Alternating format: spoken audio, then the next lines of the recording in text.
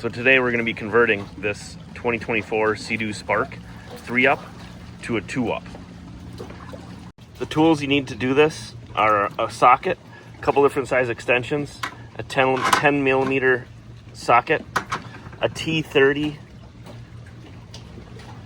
an extension, and an impact driver, or if you really want, you can put a T30 into a socket or something like that. So we got the bucket off here. I put it back together with the bolts.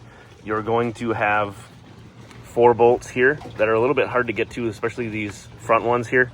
So that's why you need a couple different size extensions. And then you have 1, 2, 3 on each side. 1, 2, 3. And then everything that attaches to the ski is the T30. So you have 3 T30s there.